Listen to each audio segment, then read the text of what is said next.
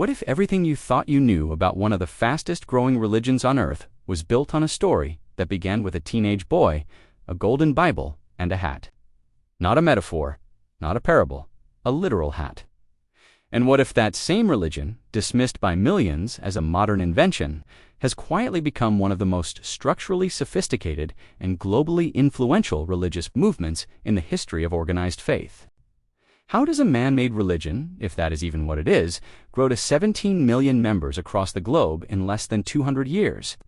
How does something invented by human hands produce the kind of devotion that makes people leave their homes, their families, and their careers to walk door to door in foreign countries for 2 years with zero pay? That question is what this entire video is about. And I promise you that by the time we reach the end, you are going to be thinking about this very differently than you are right now. Welcome to Boring Podcast, the channel where we ask the questions that sound simple on the surface but turn out to be anything but. If you are new here, subscribe right now before we go any further, because what we discuss on this channel is the kind of content that genuinely changes how you see the world. Now, let us get into it. Joseph Smith was born in 1805 in rural Vermont. He grew up in a region historians call the Burned Over District, a stretch of upstate New York. So saturated with religious revivals and competing denominations that it earned that name because it had been burned over by the fires of spiritual enthusiasm so many times. At 14 years old, Joseph claimed God the Father and Jesus Christ appeared to him in a grove of trees near his home. At 17, he claimed an angel named Moroni directed him to a buried set of golden plates containing the religious history of ancient peoples in the Americas. Between 1827 and 1830, he claimed to translate those plates into what became the Book of Mormon, a 500-page religious text using a seer stone placed inside a hat.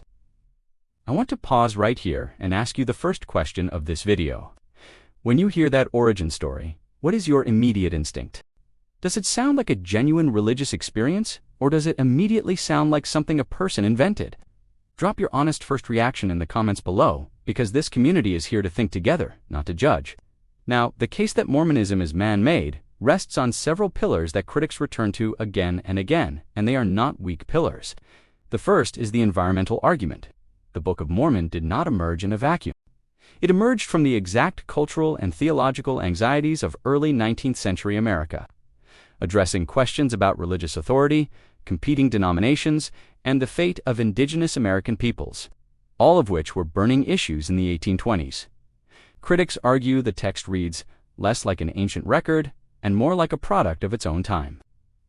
The second pillar is historical anachronisms. The Book of Mormon describes horses, steel, chariots, wheat, and elephants in pre-Columbian America. Mainstream archaeology has found no evidence of these elements in the ancient Americas during the time periods the text describes. For many scholars, this is a foundational problem with its claim to be an authentic ancient record. The third pillar is Joseph Smith himself. He practiced polygamy, marrying between 30 and 40 women by most historical estimates, including women already married to other living men. He revised his accounts of the first vision multiple times across his life, with each version differing in significant details. These are not invented criticisms. They are documented historical realities that any serious engagement with this subject must acknowledge. But here is where the script flips entirely. If Joseph Smith made this up, what was his mechanism? How did a 23-year-old with a third-grade education, who had never written anything of significant length in his documented life, produce a 531-page theological narrative in approximately 65 working days of dictation, with no manuscript revisions, no notes, and no rewrites? His scribes documented that he dictated the text continuously without referring back to previous sections. When interrupted for hours or even days, he returned and began from exactly where he had stopped.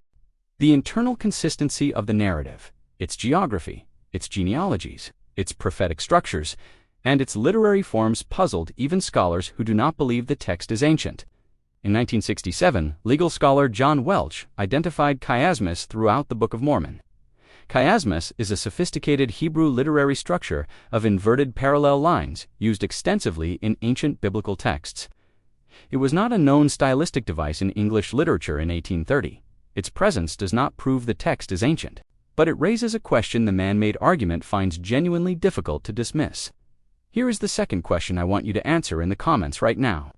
Does the complexity and internal consistency of the Book of Mormon change anything about how you personally evaluate the man-made argument? Yes or no, and tell me why. Your reasoning matters, and I want to read it. Because here is the deeper issue at the center of all of this.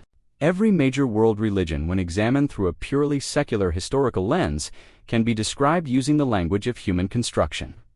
Christianity emerged from a specific Jewish context in first-century Palestine shaped by Greek philosophy and Roman political structures. Islam emerged through the prophetic experiences of a merchant in 7th-century Arabia, shaped by existing monotheistic traditions around him. Does the historical context of a religion automatically make it man-made?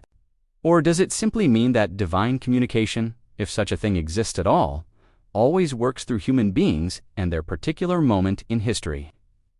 The theologian Terrell Givens, one of the most respected academic voices in Mormon studies, argues that the real challenge of the Book of Mormon is that either Joseph Smith was one of the most extraordinarily gifted religious fabricators in human history, or something genuinely remarkable happened in upstate New York in the late 1820s.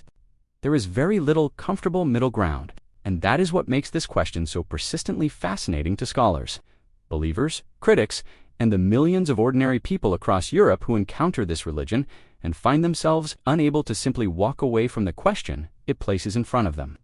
Here is the third and final question I want you to answer in the comments today. After everything we have covered together, do you think Mormonism is man-made, divinely inspired, or something more complicated than either category can fully contain? Give me your honest answer and your reasoning, because this is exactly the kind of conversation Boring Podcast exists to have. The question of whether Mormonism is man-made does not have a clean answer. The historical problems with the text are real. The complexity of that same text is equally real. What we can say with certainty is that, whatever its origin, Mormonism has shaped 17 million lives on every continent and continues to raise questions that serious thinkers have not been able to fully resolve. That is not the profile of something that can be easily dismissed. If this video made you think, then subscribe to Boring Podcast right now and hit the notification bell, because we go this deep every single week. Leave a comment below and tell me exactly where you land on this, because the conversations in this comment section are consistently the most thoughtful on this platform. Come be part of that. I am your host at Boring Podcast. Keep asking the uncomfortable questions, because those are always the ones that matter most.